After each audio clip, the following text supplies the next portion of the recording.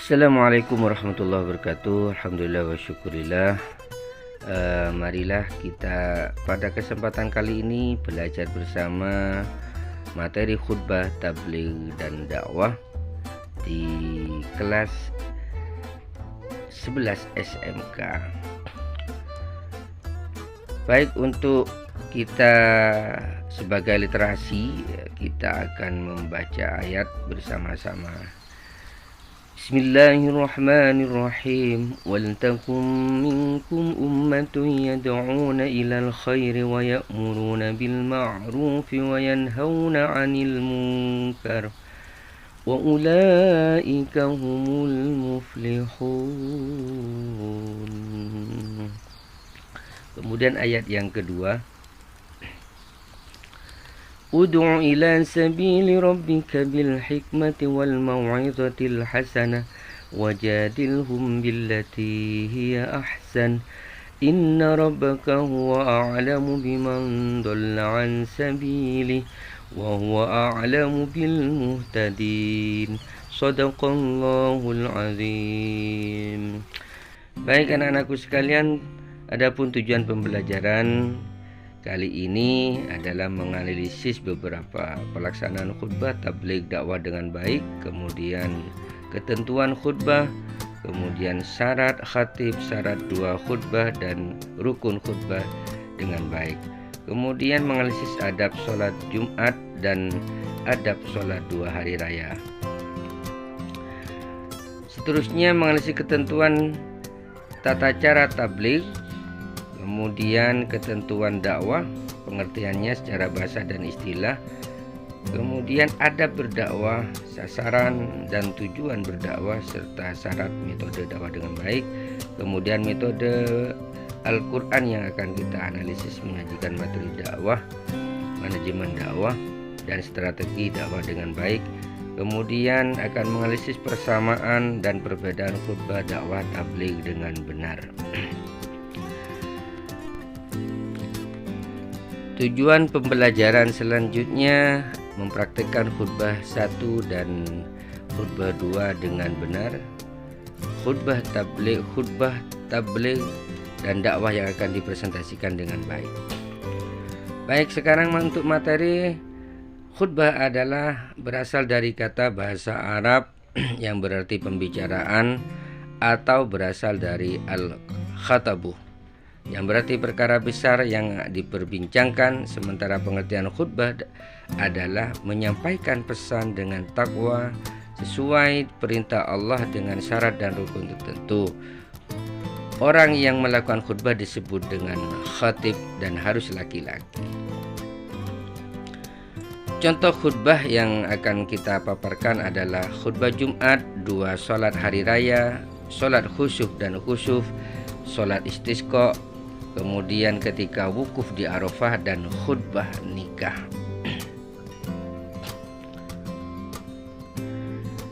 Khatib adalah seorang yang harus memenuhi ketentuan agar khutbahnya sah. Adapun ketentuan yang menjadi khatib adalah Islam, baligh, berakal, mengetahui syarat rukun dan sunnah khutbah, suci dari hadas dan najis, suaranya jelas, kemudian fasih dalam bacaan, tidak tercela, dan penampilan baik serta rapi dan sopan.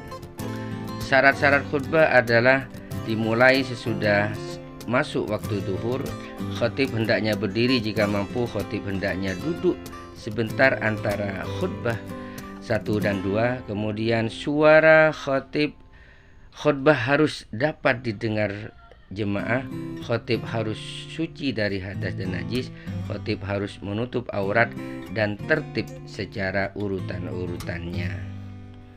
Itulah syarat khutbah. Adapun rukun khutbah membaca pujian-pujian, hamdalah, kemudian syahadatain, membaca sholawat kepada Nabi Muhammad SAW, kemudian berwasiat tentang takwa, membaca ayat Al-Quran dalam salah satu khutbah, serta mendoakan kaum muslimin pada khutbah kedua. Selanjutnya sunnah dari khutbah.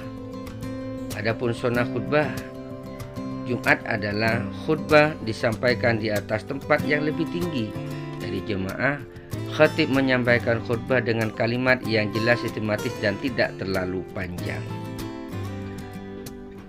Untuk materi berikutnya adalah tabligh yang berasal dari kata balaghah yang berarti menyampaikan.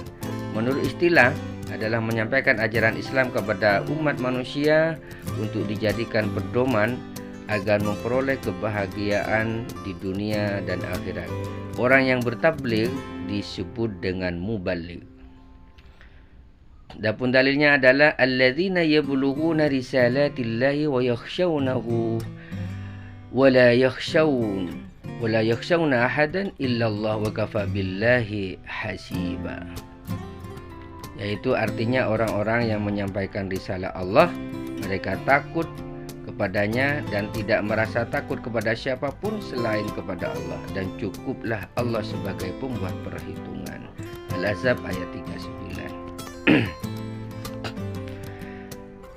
Dakwah ini merupakan masdar kata dari kata kerja da'a yad'u yang berarti seruan, panggilan atau ajakan. Menurut istilah, dakwah ialah setiap kegiatan yang bersifat menyeru, mengajak, memanggil atau satu orang atau kelompok orang untuk beriman kepada Allah Subhanahu wa taala dengan menjalankan ajaran akidah, syariat, kemudian hukum-hukum dan akhlak secara Islami dengan baik dan benar.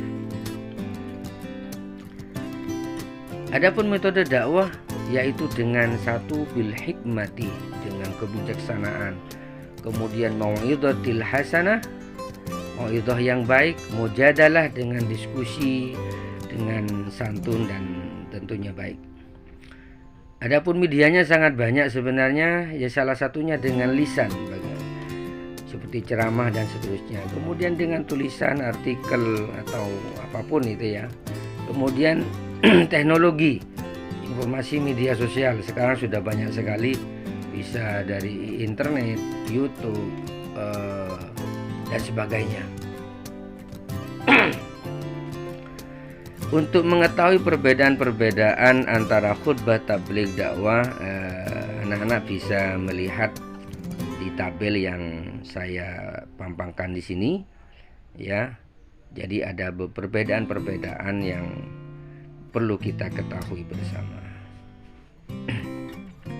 Untuk di akhir pertemuan kita, ini ada rangkuman yang akan saya bacakan. Dari hal-hal yang diuraikan sebelumnya, dapat kita analisa bahwa khutbah, tabligh, dakwah hampir sama, namun ada perbedaan di antara ketiganya. Yang paling tinggi dan paling luas cakupannya adalah dakwah. Di dalam dakwah ada beberapa jenjang aktivitas, salah satunya adalah tabligh. Jadi tabligh itu adalah dakwah, tetapi dakwah bukan semata-mata tabligh. Tabligh sendiri berarti menyampaikan. Di dalam tabligh yang menjadi inti masalah adalah bagaimana agar sebuah informasi tentang agama Islam bisa disampaikan kepada objek dakwah atau kepada audien, kepada masyarakat yang kita dakwai. Demikianlah yang dapat saya sampaikan dari saya. Wassalamualaikum warahmatullahi wabarakatuh.